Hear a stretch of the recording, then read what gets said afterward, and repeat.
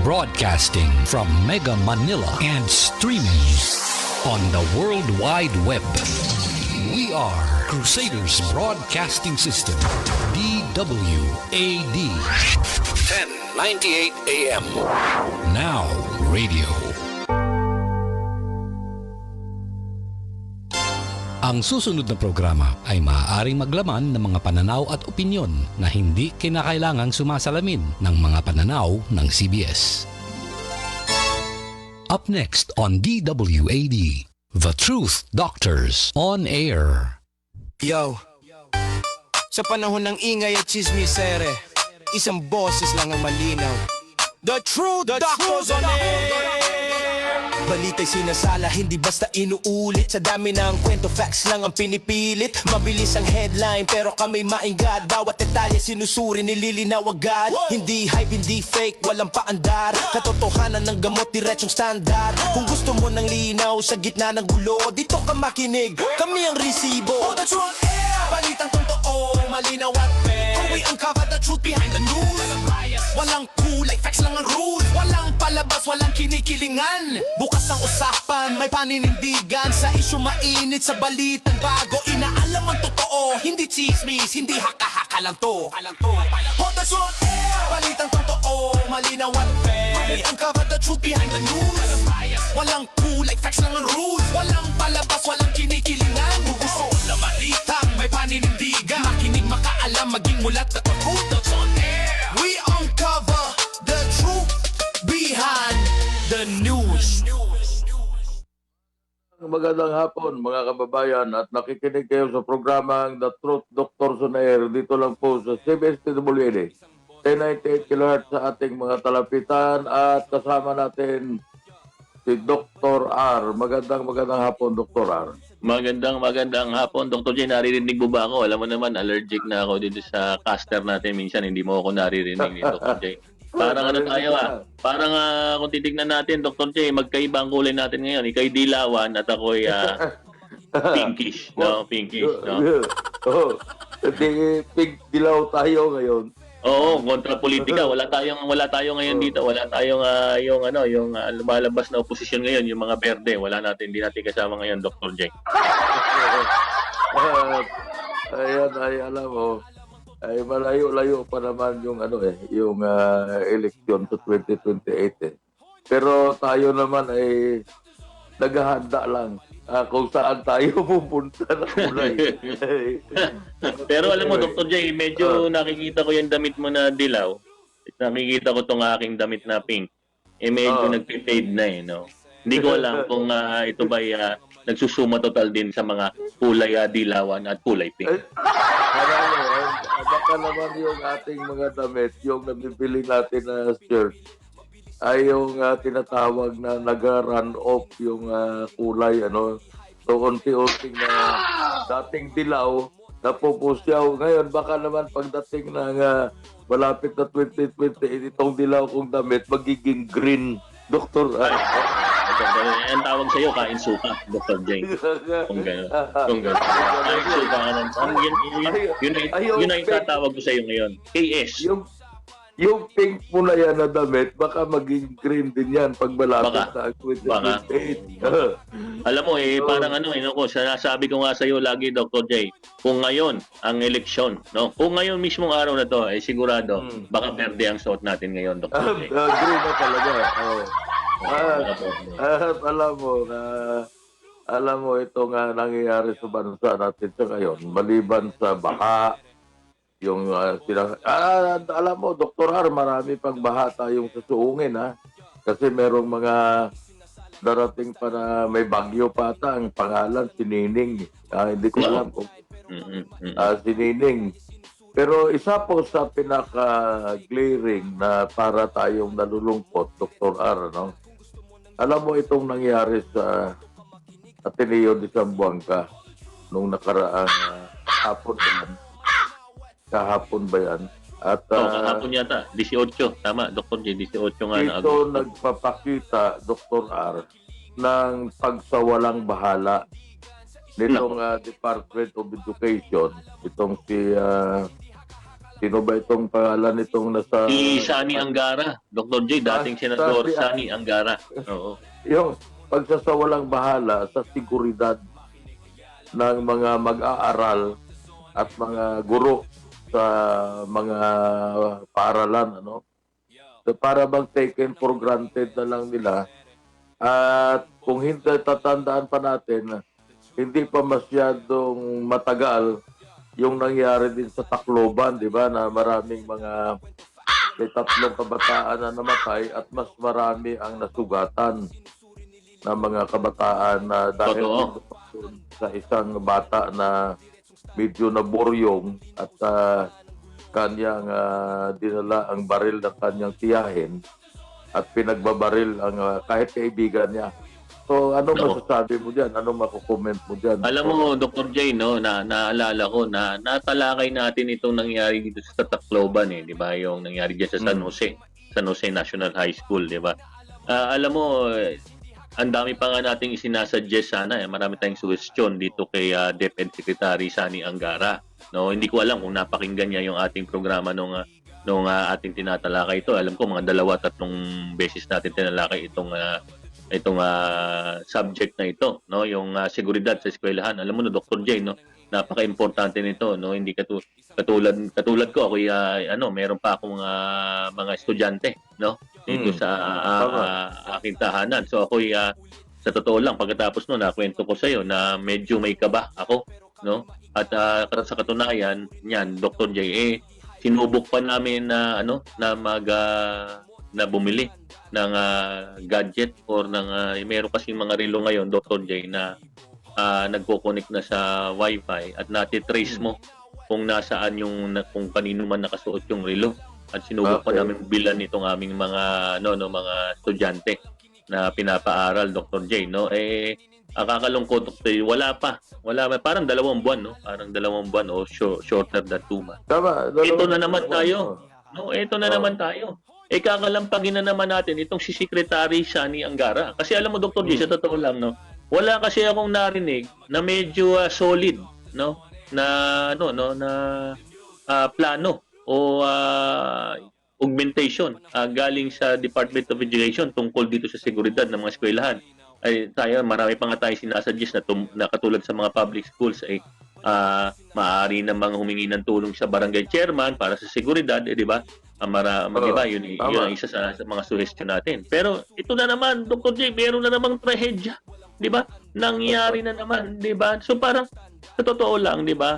Hindi na lang lagi husya na tayo, di ba, Dr. J? Mangyayari na naman yan, magko-condolence na lang tayo, di ba? Condolence, di ba? Yun ang problema, di ba? Lagi na lang tayo magko-condolence, Dr. J.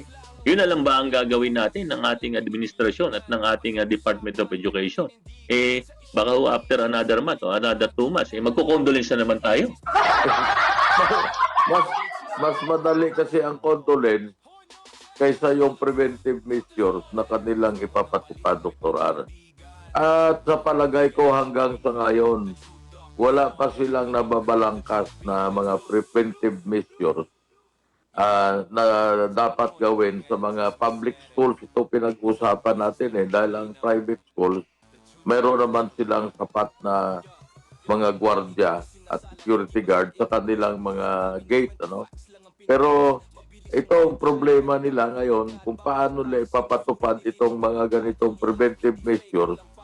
At pero naman kung nagagastusan nila ng malaki yung ibang project, bakit hindi nila nabigyan ngayon ng pondo itong para sa kaligtasan ng mga mag-aaral na hindi sila magiging biktima sa mga ganitong mayroong mga bata na hindi natin alam kung anong state of mind ng batang yon, ano, pero pagka may mga ganyan na nabubuli siguro o kung ano man hindi na natin alam, pero ang mas mahalaga ang kaligtasan ng mga kabataan at mga guro, lalong-lalo na sa public school. Alam mo, yun na di ba? Pero alam mo, di ba, nakakagulat rin kung di ako nagkakamali, itong eskwelahan ay isang pribadong eskwelahan, no? Atin ang babanggit dito dahil binanggit na naman, parang Ateneo de Zamboanga ito. Dr. J. So ito ya pribadong eskwelahan. Privado pala. Oo. Private school. Anong? Oo, private school yata Tama, itong oo. nangyari ngayon, no? Pero Oo. ang nakakahindik dito tungkol dito sa nangyari dito, Dr. J. Yung ginawa, no? Nung ginawa nitong isang ayon sa naalakap nating mga datos, ito ay isang grade 9 student. Kung hindi ito third year, ito ay fourth year, no? Katumbas ng fourth year grade high 9. school o third year high school, no? Alam mo, ang sinasabi dun sa mga nabasa natin, ang ginamit, alam mo, Dr. J, ay isang 45 caliber at isa pang high-powered firearm, no? Hindi isang high-powered firearm. Di ba? Nakakahindik, Dr. J, kung paano nakapasok itong high-powered firearm. Siguro yung 45 maliit-liit eh. Pero yung meron pa daw high-powered. So kung high-powered, ang naiisip ko, Dr. J, medyo mahaba ito, no? Medyo mahaba, no? Tama, parang ikaw mahaba at matulis, di ba? Dr. J lang mo yan. Di ba, Dr. J, paano mo mapapasok yung isang mahabang high-powered firearm sa isang eskwelahan, di ba? Na paano kaya ito na-conceal, di ba? So, nakakatakot, di ba? Nakakatakot. Di ba ang isa pang nakaka-alarma dito, parang nabanggit pa yata nitong si Secretary John Bix. Si John Bix, no? Ito na naman si John Bix. Si John Bix. Si John. John Bix. Yun, si John Bix. John Bix. John Bix Remulla. Na itong shooter o itong bata, no? Tawagin na natin ng bata. Itong batang namaril ay naka-live stream pa, Dr. J. Nung kanyang ginagawa yung kanyang pamamaril. 'Di ba? Hindi ba ito kahindik? Oo, naka-live stream. Actually sa totoo lang. Actually sa totoo lang, Dr. J, nakita ko mismo yung video. At alam mo ito minsan napapanood ko lang o nadadaanan ko sa mga TikTok na mga na parang merong kasi minsan may mga alam mo minsan may mga gamers na habang naglalaro kinikwento nila kung ano yung ginagawa nila pero sa laro. Pero ito, Dr. J, para kang nanonood ng gaming, 'di ba? Kita mo yung tip nung sandata. Yung baril. Baril. Kita mo yung tip nung sandata habang ipinuputok. 'Di ba? Ito yung nakakahindik at nakakatakot, Dr. J. Imaginein mo, 'di ba? Wag na alam mo sa totoo lang, dapat sa totoo lang parang ipanapano-kala yata nitong si Senator Robin Hood Padilla, yung kaibigan natin si Senator Robin Padilla, no? Maganda hapon po, Senator Robin Padilla. Pinapanukala niya na ito'y dapat i-take out na ng social media platforms, including yung Meta. 'Di ba? Kasi napapanood na ito sa Facebook Dr. J including sa TikTok. Parang isa lang yata ang nagmamaris ng TikTok at Meta, no? Isa lang ang may-ari. Dapat i-take out na nila ito kasi alam mo, Dr. J, parang ginawa lang laro. Di ba? Parang ginawa lang laro itong pamamaril sa loob ng eskwelahan, di ba? Hindi rin natin, katulad na nga na sinabi mo, tayo dinidiscuss lang man natin ang merits ng balita na ito. Pero hindi natin alam kung ano ang nasa utak o ano ang nararamdaman ng estudyante rin naman na namaril nung mga panahong iyon, Dr. J. Alam mo, itong sinasabi na katulad nga nito, iyon pala ay private school kasi kanina akala ko public school, Pero alam mo, dapat maging proactive dito ang not only the Department of Education, kundi pati ang Philippine National Police. Siguro sa training o siguro sa kanilang mga security guard kung paano mag-inspeksyon ng mga i-require nila ang mga eskwelahan, di ba? Ano ba yung ginagamit na metal detector ba yan yung ginagamit? Di ba yung mga metal? Di ba meron rin naman mga handheld? May mga handheld din. Na may metal detector para naman na maisa-isa nila yung pumapasok na estudyante at kahit sino pa na makitaan nila. Isipin mo, sabi mo nga, mahaba na baril yon, high power firearm. Paano nakalusot sa security guard? Yun ang malaking katanungan yan, na paano nakalusot yan? Na hindi man lang napansin ang security na may dalang, baka may bag na malaki yung bata na dala. At I would presume na pag mahaba, maaring yan ay baby Armalite o maaring submachine gun o kung ano man. Pero mahalata na may bit-bit siya. Sabi mo nga, yung 45 na pistol, madali itago yan. Pero yung mahaba, paano nakalusot ngayon doon sa gwardiya, sa gate ng paaralan na yan, Dr. R? Alam mo, Dr. J, hindi ko alam kung tama nga yung nabasa ko, pero parang nabasa ko dati na parang ang ating pambansang pulisya o itong Philippine National Police parang nagkaroon pa yata ng assurance na across the country yung mga security sa mga campuses natin ay paghihigpitan o di ba at sisiguraduhin, di ba? Kaya lamang yun na nga ang sinasabi mo, Dr. J, kasi ako sa totoo lang, Dr. J, yung aking mga bulilit sa magkaibang eskwelahan, pero wala akong narinig na pumasyal ang Philippine National Police o ang barangay man, di ba? Ang barangay man, di ba? Kasi alam mo kung bakit? Kasi dapat, di ba, kung matters of security, tingin ko, tama yung sinasabi mo, dapat pumapasok dito ang Philippine National Police na under naman sa pamumuno ni General Natates. Alam mo, magaling daw yan si General Natates. So, mayroon na akong nakausap kahapon at binanggit niya ito ay isang magaling na opisyal. Pero siyempre, kasama na rin doon si Mr. John Bix Remulla. Di ba? Dapat yan isang pinroyekto niya, Dr. J, yung seguridad na yan, di ba? Kasi ang mangyayari, alam mo, nangyari na naman, ito na naman. Itong very sympathizing DepEd Secretary, Sani Angara. Abay, magpapadala na naman sigurado siya ng mga psychologist diyan o psychological support. Kasama na yung bulaklak siguro doon sa namatayan. Doktor, dito, alam mo yung mga effects natin na nakakatawa kasi siyempre sa totoo lang dito sa The Truth Dr. Sonere, mas gugustuhin namin ng preventive na measures. Isa naman dyan sa mga reactive na ibig sabihin pagkatapos mangyayari, dalamhati na naman tayo sa pamilya. Hindi natin tinatanggal yan sa ating DepEd Secretary. Kaya lamang sir, Mr. Sani Angara. Ano na ba talaga? Kasi sa totoo lang ako mismo, Dr. J, wala akong nabalitaan, Dr. J, na merong intervention ang Department of Education sa mga eskwelahan. Kasi sinuhestyon natin yan, Dr. J. Sabi nga natin, ilagay niyo muna sa online classes yung mga kabataan. Diba? Habang kayo ay nag-i-intervene with the schools, doesn't matter if it's private or public. Di ba? Kaya lamang, di ba, pagkatapos nun, di ba, tuloy ang klase. Ito na naman. After 2 months, Dr. J, ano nangyari? Di ba? Tama ka. Dahil katulad ganyan, naisip ko tuloy na ang pulis dapat, ang ating PNP, magkaroon din sila ng partisipasyon dito sa pagtiyak na yung mga eskwelahan natin ay ligtas, Siguro mag-assign sila ng 1 o 2 pulis tuwing may araw ng pasukan sa mga eskwelahan.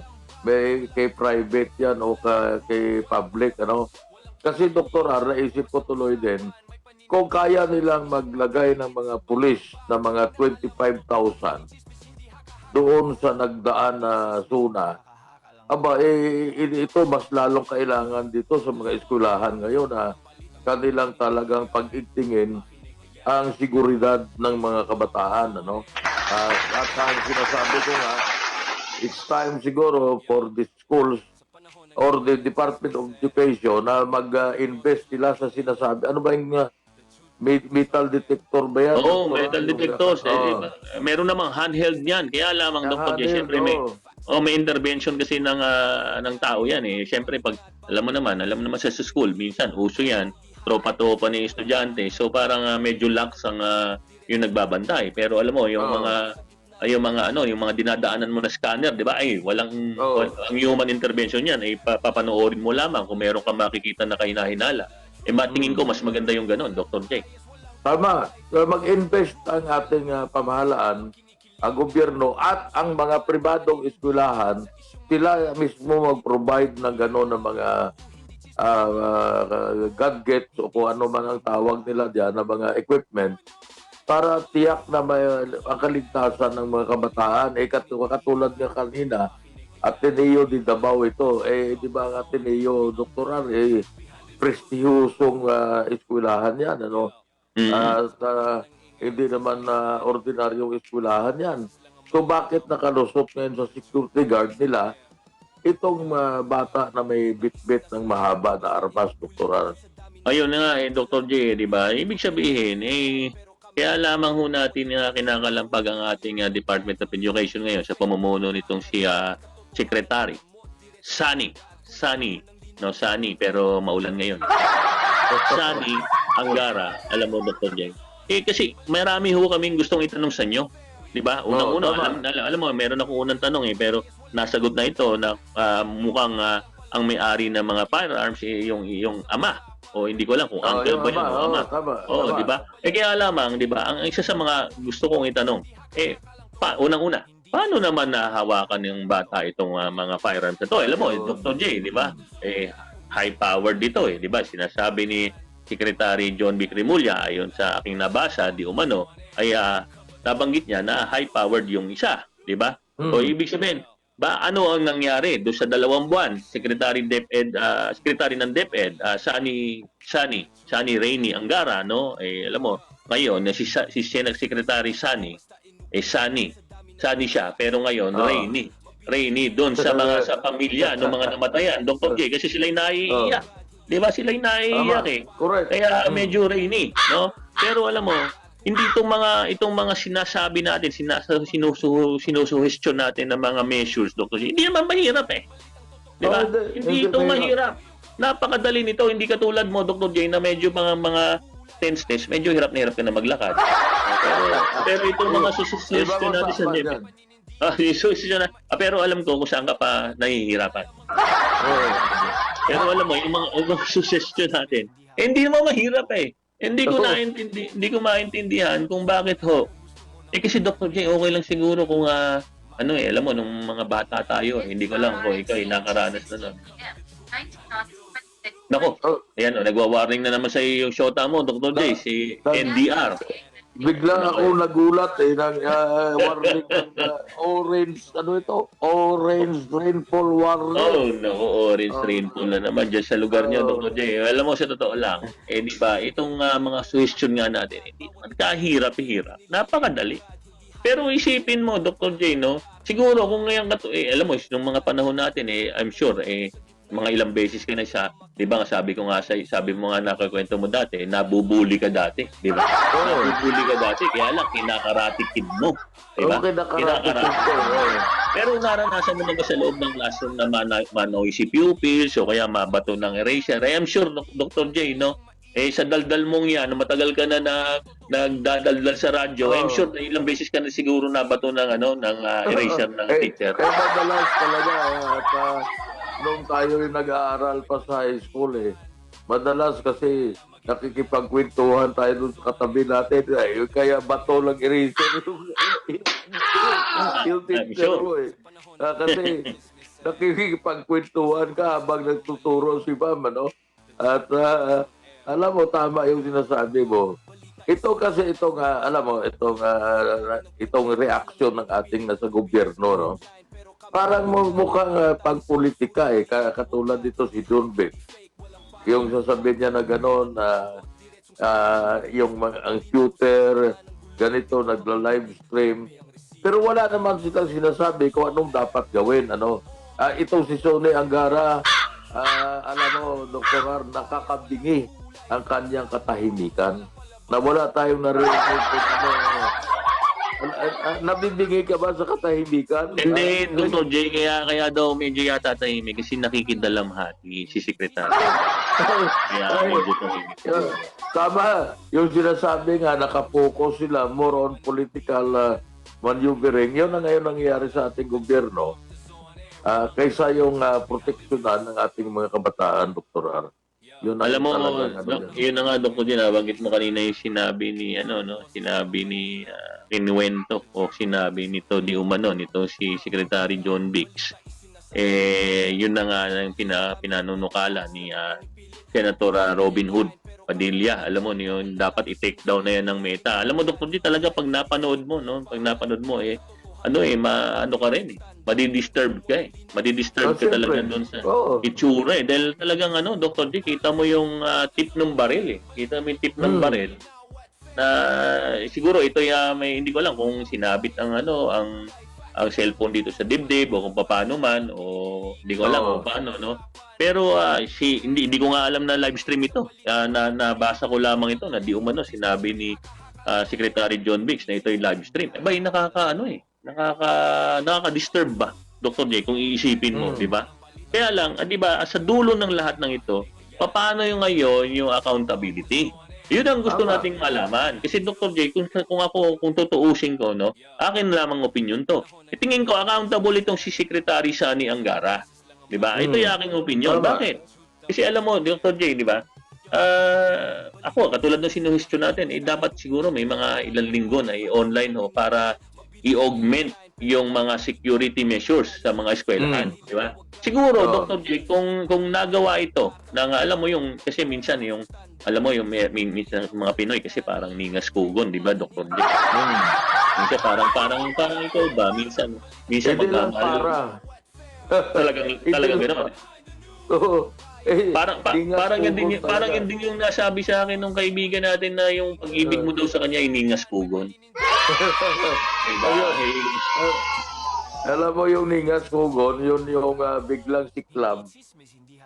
Tapos biglang nawawala din. Ganyan na kugon eh. Kaya Wala- yun nga eh. Diba, kasi sa totoo lang nung kundi ako mismo, wala akong nabalitaan na pumunta ang mga taga-Department of Education o nag-ikot sa mga eskwelahan para i-check ang mga ito. Siyempre, pwede naman silang humingi ng tulong sa barangay. Pwede rin naman silang humingi ng Tama. tulong sa ating Philippine National Police. Pero parang walang nangyari, Dr. J. Parang wala. Hindi natin alam pero pwede inaanyayaan po namin si Secretary Sani Angara kung gusto niyo masagot ang aming mga tanong. Okay lang ho na kayo iniimbitahan namin dito. Pero ho, sa totoo lang, kami ho, sa aming opinion, wala ho kaming makita Wala. na solido Totoo yan. na ginawa ng inyong departamento Oo. no, para masiguro ang kaligtasan ng mga estudyante pagkatapos na nangyari dyan sa San Jose National High School sa Tacloban, Dr. J. Kita mo. Wala. Kita mo, mas Wala matindi talaga. ito ngayon, Dr. J, mas matindi ito ngayon. Di ba? Mas matindi ito ngayon. It doesn't matter kasi sa totoo lang, it doesn't matter if it's public or private. That's still under your, purview. Di ba? Dapat ito hinisilip nyo pa rin. Di ba? Nangyari na nga, Dr. J, di ba? Dapat, alam mo yan, parang yan Dr. J, di ba? Parang ikaw, di ba?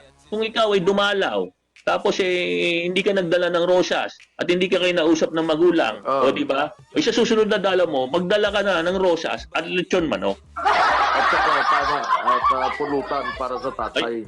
Ayun. Yes, pulutan. Ngayon, yung sinasabi mo, katulad nito si Sani Angara, ang sasabihin lang yan, deeply saddened, ako'y nalulungkot sa nangyari, Pero alam mo, nakakabahala, Dr. R, at ito ay kinopya lang natin sa word ng mga politiko, ay yung nabanggit mo na mayroong cellphone, tapos live na kinukunan yung kanyang ginagawa.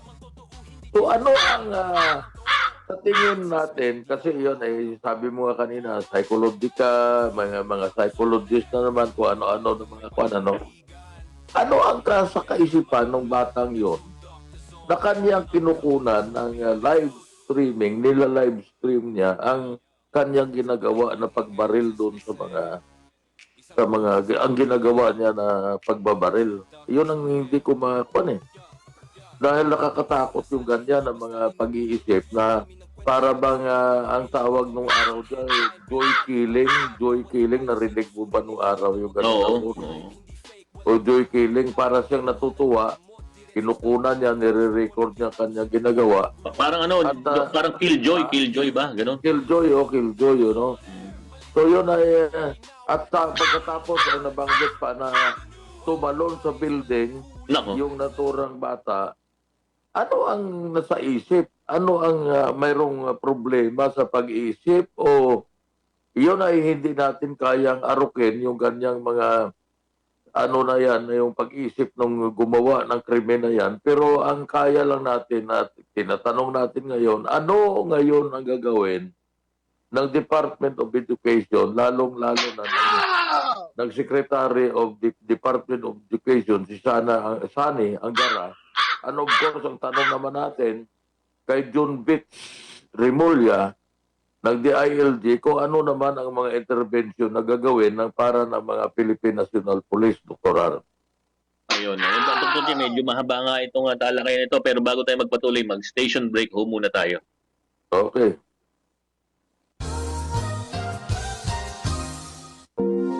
Broadcasting from Mega Manila and streaming on the World Wide Web.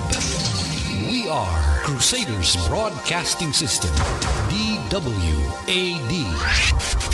1098 AM. Now radio. Ang oras, alas 2:30 ng tanghali at nakikinig kayo sa programang The Truth Dr. Soner. Dito lang po sa CPS DWD. 1098 kHz sa ating mga talapitan. Dr. R.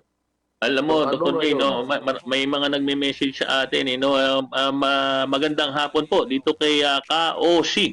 KOC. Alam mo, kilala natin tong kaibigan natin ito Dr. J. Ito si KOC, Dr. J. Mahusay kumanta ito dahil nasa pamilya nila yung pagiging artist, no? Artist, pero minsan artista okay. din ito. Ito si KOC. Pero si KOC ay kapatid itong magaling na manganganta na si Miss Lani Misalucha, Dr. J. Okay. Si KOC at ang kanya may bahay na si Ate Angge, magandang hapon po sa inyo. Ganon din yung ating mga kaibigan dyan, si Ka Ronald na bata. Alam mo, kaibigan natin yan, di ba, Dr. J? Isang broadcaster din, di ba? Nung, Si Ronald. nung mga unang panahon siguro, Dr. J, ng mga 50 years ago, nung medyo 20 years old ka. Nung ang pinapatugtog sa radyo, Kulos Kundiman pa. Ayun, Dr. J. Pero alam mo, Dr. J, nabanggit natin yung dapat na responsibilidad at accountability nito nung si Secretary Sani Angara. Natanong mo na nga kung hindi rin natin malaman, kung hindi rin natin maaaro kung ano talaga yung nasa isip at sa damdamin nitong bata na involved doon sa pamamaril diyan sa Ateneo de Zamboanga, di ba, Dr. J, no? Pero meron akong nabalitaan at nabasa na parang meron pa daw itong inahanap yata na guro. Hindi ko alam kung ano nangyari, kung bakit niya nga hinaharap o kung totoo nga itong aking nabasa. Pero Dr. J, no, para lang doon sa naman, no, medyo nag-init ng tumbong ko. Dito kay Auntie Claire. Ito na naman si Auntie Claire, Dr. J, yung best friend mo, bumanat na naman. Diba? Siguro hindi ko alam kung nakuha naman yata ng ating mga kasama diyan sa estasyon. No, meron tayong video na ipi-play. Mute muna natin yung ating mga sarili, Dr. J. Pero ito po ang naging statement ni Auntie Claire tungkol sa mga guro. Minsan na po natin nakita mismo ang ibang mga guro ay lumalabag sa ganitong klase ng moralidad. Sila minsan ay nagtuturo sa kanilang mga estudyante kung papaano maging walang modo, lalo-lalo na sa mga nakakatanda or sa mga ibang tao. Ayan, Dr. J, nakita mo na naman, bumanat na naman si Auntie Claire. Diba? Pero alam mo, Dr. J, ito na naman, bumanat na naman siya. Ang pangit po ng sinabi niya, Dr. J. Dr. J, anong tingin mo, Dr. J? Anong opinion mo sa sinabi niya? Talagang, alam mo, itong si Doktor, si Ate Claire Castro. PICC tawag ng mga iba dyan Ano ba yung PICC? Hindi ko makuha kung anong PI pero ang CC, Claire Castro. Ayun. So, anyway, pretty encantada siguro yon ng PI, no? Pretty encantada o pretty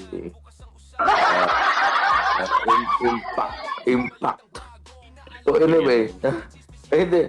Alam mo, itong si Claire, napaka-tactless kung sa ano pa taklisa, no? She is a lawyer. Pero yung sinabi, yung alam mo, yung nagtuturo ang teacher ng walang mudo ang kabataan, ano? Ako'y, alam mo, pamilya kami ng mga teacher. Ang nanay ko ay teacher. Ang napakarami kong mga pinsan na yun ang profession nila, no? At tayo naman, Dr. R, nag-aral din naman tayo. Wala akong maalala na nagturo ng kasamaan ang ating mga guro sa atin. Ang pulos tinuturo sa atin kung paano tayo magiging mabuting tao. Ngayon, saan nakuha ni Claire Castro itong mga ganitong sinabi niya na nagtuturo ang mga teacher ng sa kabataan ng walang kamuduhan o walang mudo. Ngayon, ang aking tanong dyan, mayroon tayong party list, Dr. R, na mga teacher, yung party list, yun ang kanilang nirepresent. Anong reaksyon nila? Ayun ang katanungan ko dyan. At bakit itong si Claire Castro, hindi ba ito pwede pagsabihan ng Pangulo natin na Claire, dahan-dahan ka naman dyan sa pagsasalita mo. Kung hindi, pakakainin kita ng sili. Di ba?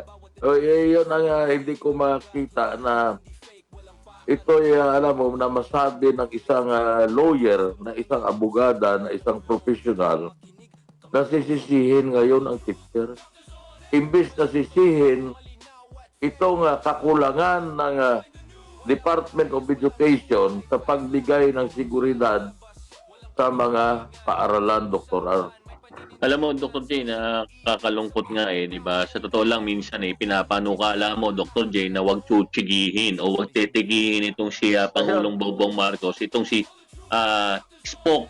spokesperson Claire Castro, Dr. J. Pero minsan, alam mo, nung napanood ko ito, gusto ko na sana sabihin kay Pangulong Bongbong Marcos, sir, pwede bang i-suspend nyo muna? Suspend nyo muna na medyo mga hanggang 2028, hanggang mapalitan na ho kayo bilang Pangulo, Pangulong Bongbong Marcos.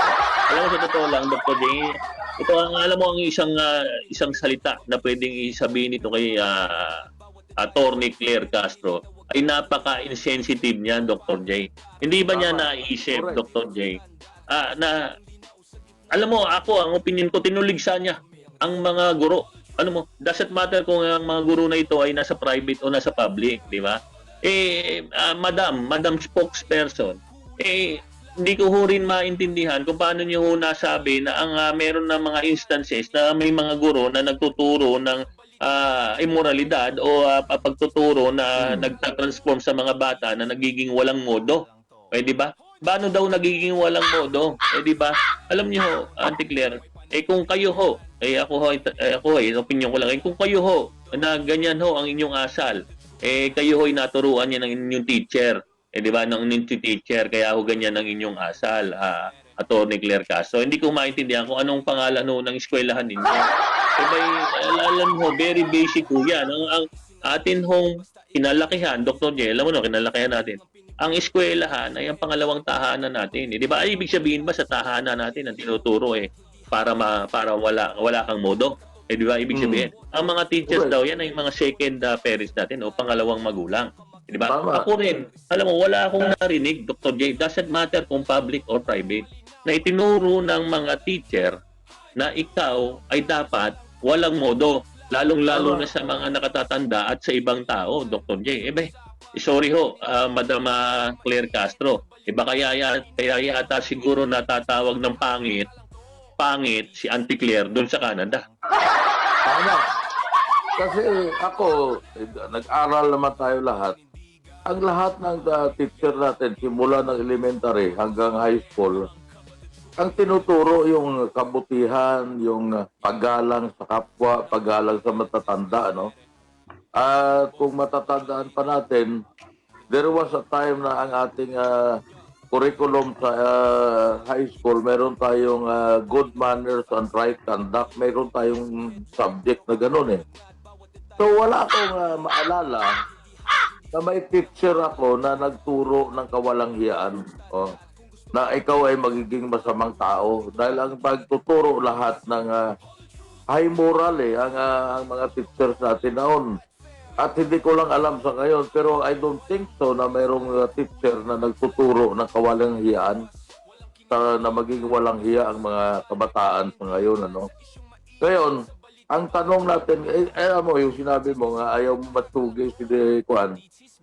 Kung gusto ni Pangulong Marcos na patuloy na babagsak ang kanyang rating, huwag niyang alisin. Huwag niyo po alisin si Claire Castro. Mr. President. Sayang, patuloy na babagsak ang rating ninyo. Kung yun ay, alam nyo, sa larong chess, perdigana, kung sino natatalo, yun ang panalo. Sige, ituloy lang. Huwag nyo na alisin si Ate Claire hanggang sa 2028. Tuloy-tuloy na lang, ha. At para naman ma-entertain tayo na sa kanyang mga sinasabi na hindi niya pinag-aaralan o hindi pinag-iisipan, Dr. R. Alam mo, Dr. J, no, nakita ko lamang, no, ang ni-research ko bigla, no, nabasa ko ngayon, Dr. J, na ang bilang ng public school teachers, no, public school teachers pa lamang ito, Dr. J, sa Pilipinas, alam mo ba kung ilan, Dr. J? 876,842. At ang datos na aking nakuha noong 2022, ang yung teaching and non-teaching staff members, so most probably siguro mga 80% ang teaching.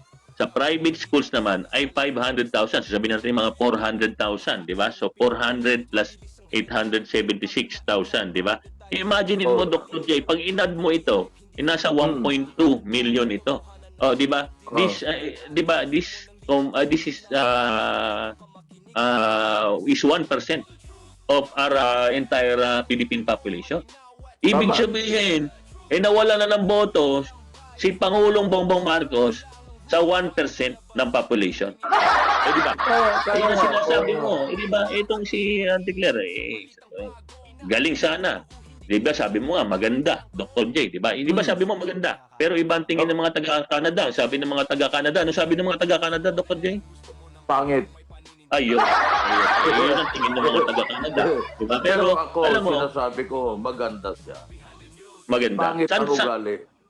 Alam mo, pangit ang ugali, pero maganda siya. Alam mo, Dr. J, ngayon ko lang na-discover sa tagal natin magkakilala, no? Magkasama na tayo sa Rotary Club, hanggang sa radyo, no? Hanggang sa ibang bagay pa, yung mga pagpunta-punta natin dyan sa festival mo, naalala mo? Pagpunta-punta natin dyan. No, alam mo, Dr. J, ngayon ko lang na-discover na wala ka palang taste. Alam mo, ako ang taste ko, yung mga mukhang demonyeta. Yun ang taste ko, yung mukhang demonyeta na, alam mo, yung mga mukhang demonyeta. Masarap yan kasi pag nagagalit yan, ay hindi ka patutulugin, Dr. Al. Nako. Hindi ba? Hindi ka makatulog dahil gigisingin at gigisingin ka. Naalala ko tuloy na parang mayroon akong nabasa, Dr. J, na galit daw itong si Auntie Claire, no, kay Senator Amy Marcos. Kaibigan natin yan si Senator Amy, kaibigan niya ng ating stasyon, no? Si Senator Amy Marcos. No? Galit na galit daw dahil tinawag yata niya si Auntie Claire na ICC. Di ba? ICC. O di ba parang sinasabi mo, demonyita. Di ba? Hindi ko lang alam kung ano ibig sabihin ng I. Ano ba yung ibig sabihin ng I? Sa sinabi ni Senator Amy. Alam mo ba? Yung sinabi ni Senator Amy, ayun naman ilaganap na impacta. Ayun ang hindi tayo nagsabi niya. Itong sinasabi ko naman, kasi alam niyo si Ate Claire, yung itsura niya, nakataas ang kilay. Kaya pag nakataas ang kilay, pagka sa mga comic, sa mga anime, pag nakataas ang kilay, ayan ay kampo ng demonyo. Hindi ko sinasabi na si Ate Claire ay kampo ng demonyo. Hindi. No. No, pero yun ang usually sa mga comics. Makikita mo yan. Yung mga karakter, lalaki o babae, pag nakataas ang kilay, parang si Dracula, di ba, nakataas ang kilay? Parang ganun yun.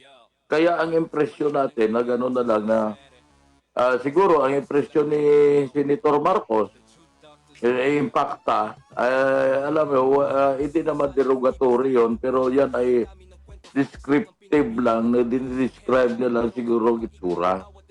Marami kasing ganyan maraming mga taong, lalaki, babae, mayroong demonyito, mayroong demonyita. Kaya ako gusto Ay, ko yung itsura ng demonyita. Para medyo... Naalala ko,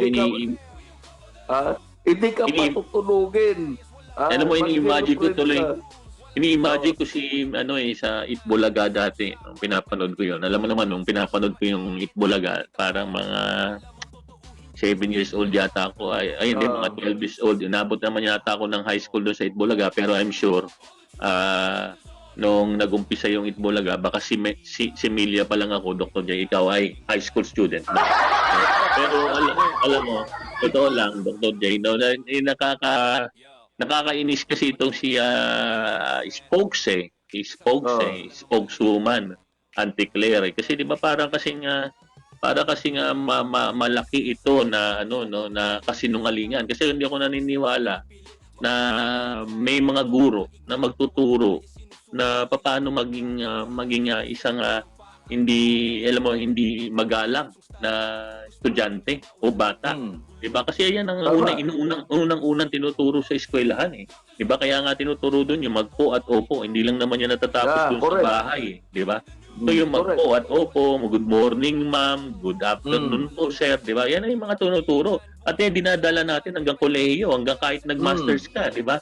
At may sir and ma'am ka pa rin, Dr. J. So hindi ko maintindihan kung saang eskwelahan nag-aaral itong si Auntie Claire. Baka naranasan niya yon nung kanyang kabataan, Dr. J, na nabully ito, nabully siguro ito si Auntie Claire. Hindi natin sinasabing nabully siya, pero baka, no? Kaya niya siguro ito nasasabi. Pero alam mo, sa totoo lang, tayo, katulad natin, mga normal na tao, kasi alam mo, siyempre normal tayo nasa baba, si Auntie Claire nasa taas. So anong tawag mo doon? Hindi na normal yon. Parang di naman siguro normal. Pero ibig sabihin, wala tayong naranasan ganun eh. Diba? Wala tayong naranasan ganun. Diba? Saka hindi rin natin naranasan na pag tumungo tayo sa ibang bansa, natatawag tayo na pangit. Hindi. Wala akong naranasan na tinawag akong pangit eh. At alam mo, yung pagpunta natin sa ibang bansa doon sa aeroplano lang, giningitaan nga tayo ng flight stewardess eh. Sabi niya, ito na naman, no? May nakatingin na naman sa mga reaksyon. Hindi naman sila nagsabing pangit yung taong to, pero ngumingiti. Dahil siguro, nakikita niya yung pangit na tao na to nakatingin sa akin eh. Alam mo, Dr. Jen, napaisip tuloy ako eh. Kaya siguro nakikita yung stewardess. Eh baka dalawa lang yung meals mo na dapat applicable doon sa hole mo, doon sa aeroplano, ibig sabihin sa biyahe mo. Eh baka naman umingi ka hanggang 4, kaya napapangiti. Napapangiti dapat dalawa yung, lang. Nagpunta ako ng Indonesia. Yun pala mga kasakay ko, hindi umiinom Dr. R ng alcohol. So napangiti yung stewardess. Ibinigay niya sa akin yung isang bote ng champagne. So natawa siya siguro dahil ako mag-isa uminom eh. Di ba? May mga gano'n na So yan, ay alam mo, itong si Ate Claire, ay ang masasabi ko, hindi gumingiti si Ate Claire. Hindi talaga gumingiti. Parang akala mo yung mataray na palingkira na take it or leave it, yung sinasabi niya. Kaya, alam mo, Dr. R, nakikiusap ako kay Pangulong Marcos, huwag niyo tanggalin si Ate Claire. Huwag na huwag. Kasi ito po ang susi ng pagbagsak ng inyong rating. Si Ate Claire. Huwag niyo tanggalin. Medyo naka-recover ng rating niyo, pero sa pagkakataon na ito, sa susunod na survey, ay tiyak, Ate Claire, pinabagsak na naman ninyo ang rating ng administrasyon na ito. Kaya, President BBM, huwag na huwag niyong tanggalin kasi malaking tulong ni Ate Claire sa pagbagsak ng rating ng administrasyon, Dr. R? Ayun na nga, Dr. J, kasi nabanggit na natin kanina kung ano yung bilang ng mga guro, 800,000 sa public schools, mga 400,000 naman sa private schools. Alam mo ha, Dr. J, siyempre hindi lang naman magti-take offense ang mga guro. Alam mo yung mga guro na hanggang doon lang sa purview o pangangasiwa ng Department of Education. Siyempre may mga guro din sa CHED. At sila, they will also take offense, Dr. J, because they are professors, they are educators, they are teachers. Even yung may mga kaibigan tayo na mga professor ng mga masteral 'di ba? Alam mo may mga kaibigan tayo ganyan. And I'm sure they will take offense as well. Because wala naman tayong naranasan ganyan, kaya hindi natin maintindihan kung saan nakuha ni Auntie Claire yung kanyang sinasabi, Dr. J. Pero alam mo, sa totoo lang, ang dulo ng lahat ng ito, Dr. J, tingin ko merong deficiency sa ating gobyerno. Bakit? Ano naman nangyari magmula nung meron tayong mga estudyante na namatay diyan sa San Jose National High School sa Tacloban? Di ba? Ano na ba ang nangyari? Meron ba? Wala man akong nabasang inilathala ng Department of Education. Wala akong walang diretsong mga interview na medyo mahaba na merong mga proposal itong si Secretary Sari Angara. Alam mo, very ideal sana natin si Secretary Angara dahil siya isang legislator din dati, di ba? Kaya lamang, dapat marami ng policies na nilabas at minadali yung pagpapatupad nito kasi pwede naman, Dr. J, na magkaroon ng mga department order di ba? Sa ilalim lang ng Department of Education, hindi naman ibig sabihin na kailangan gawing batas. Maraming department order na pwedeng gawin. At meron dapat ginawang intervention diyan sa mga eskwelahan. Pero sa totoo lang, ako 2 eskwelahan, Dr. J. Hindi ko alam kung ikaw, kasi siyempre may mga apo ka, di ba? So, hindi ko alam kung nabalitaan mo ba na nagkaroon ng intervention na ang Department of Education, lalong-lalo na sa pagpapaigting ng mga seguridad diyan sa mga eskwelahan. Hindi ko alam, wala akong alam diyan. 'Di ba? Hindi ko lang alam, Dr. J, kung yung mga eskwelahan ng mga anak mo na iba. Hindi ko lang alam kung mayroon pa ba. Diba? Alam mo, yung dito sa Pasig, yung LGU ang kumilos at yung kanilang mga public schools, yun yata ay parang with the cooperation of the local government and the barangay, parang mayroong augmentation ng security, no? Yun namang mga private schools dito, meron naman talaga sila security sa eskwelahan nila, no? Pero itong sinasabi natin na ito, nangyari na ito, hindi pwedeng baliwalain ito ng Department of Education, lalong-lalo na ni Sani Angara. Dahil ito'y responsibilidad nila ang katiyakan ng kaligtasan ng mga kabataan at mga guro na nag-aaral. Hindi ito pwedeng sabihin nila na ito ay i-dismiss nila na isolated incident. Makasabihin na naman nila, hindi naman nangyayari ng madalas yan. Pero kung nangyari na sa Tacloban yan, nangyari dyan sa Ateneo de Zamboanga, kung hindi sila kikilos, saan susunod mangyayari yan, Dr. R? Yun ang Dr. J, ang kulang dyan, tingin ko, opinion ko lang man, hindi ko alam kung isi-share mo yung opinion ko, tingin ko kulang ng political will itong si Secretary Sani Angara. Diba? Hindi lamang siguro si Secretary Sani Angara, pati itong ating gobyerno, kulang siguro, alam mo kung bakit, no? Diba? Isipin mo, ilan pa hubang buhay ng mga bata ang kailangan maisakripisyo para magkaroon tayo ng solidong panuntunan kung paano masisiguro ang safety ng mga bata sa special eskwelahan, hindi lang sa mga public, pati sa mga private schools.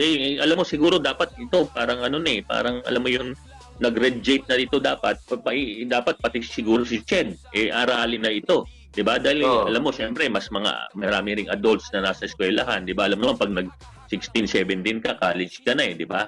Pero lumalabas minor ka pa, 'di ba? So meron din tayong mga estudyante na mga minors sa college, 'di ba, Dr. J? So dapat rin tignan na nila ito ng pangmalawakan, hindi yung lagi na lang tayo makikiramay. 'Di ba? Makikiramay tayo, mapapadala tayo ng bulaklak, dadalaw tayo.